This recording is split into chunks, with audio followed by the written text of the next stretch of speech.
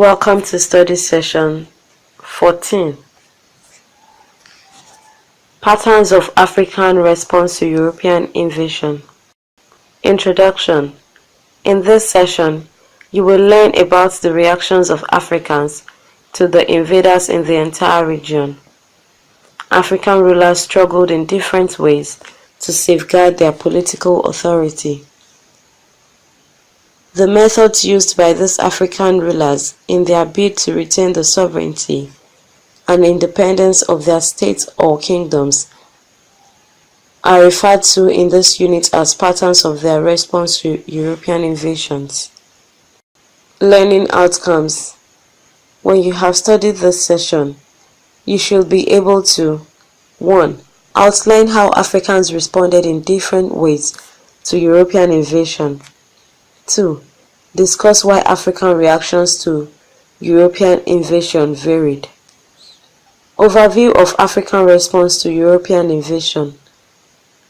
Africans resisted European invasion in different ways. Some Africans quickly reacted to European aggression by armed resistance, using all available weapons at their disposal to repel their invaders. Many others at first chose to preserve their independence by diplomacy, but later resorted to armed struggle when diplomacy failed. Some collaborated with the invaders in the hope of preserving their states, while some Africans adopted a policy of avoidance, that is, migrating from their territories to avoid European invaders. Others chose to use their religion to fight the enemies. The most popular means employed by Africans against European invaders were armed confrontation. There were Africans who regarded the Europeans as enemies who should be prevented immediately from carrying out their imperial plans. Diplomatic and military patterns of response. Some Africans did not immediately rise to arms against the invaders. They used diplomatic means to prevent Europeans from taking control of their territories. They entered into treaties of friendship and commerce with European agents. But since such treaties were also European traps to bring Africans under political control, the diplomatic approach often failed to achieve the desired results. Thus, Africans who had initially used the diplomatic means to preserve the sovereignty and independence of their states always eventually resorted to arms. Religion as strategy of resistance.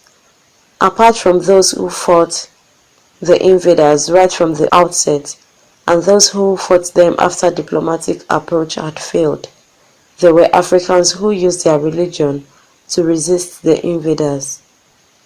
Africans using their religion in this can be grouped in two ways: those who relied solely on the power and efficiency of medicine or cults in repelling invaders, and those who used their religion as a rallying force against the enemies.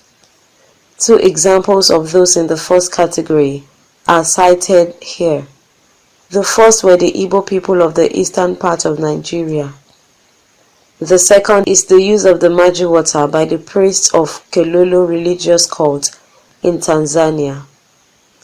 The efficacy of this method of defense is difficult to ascertain, but what is certain is that it failed to repel the invaders, as both the Igbo and the Tanzanians were conquered by their European invaders.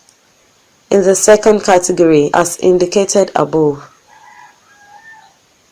were Africans who used their religion to strengthen their resistance. A prominent example is the role of the Sunasiya Islamic Order in Libya. In spite of its efforts, the Libyans eventually fell after a prolonged period of resistance to the Italians. African collaborators. While other Africans chose to avoid confrontation by migrating from their territory, some collaborated with the invaders. Africans who took to this method of preserving their freedom realized the futility of armed confrontation against the invaders. there were some African rulers who did not fight the invaders. Instead, they decided to use them against their own enemies and rivals. These are referred to as collaborators. Collaboration was possible because Africans did not see themselves as one race. Each African ruler regarded the other as a foreigner, just as Europeans were also foreigners, its enemies or fellow. It is a usual phenomenon in international relations for one ruler to form an alliance with the other in war periods. Such alliances were common in the 19th century history of Africa.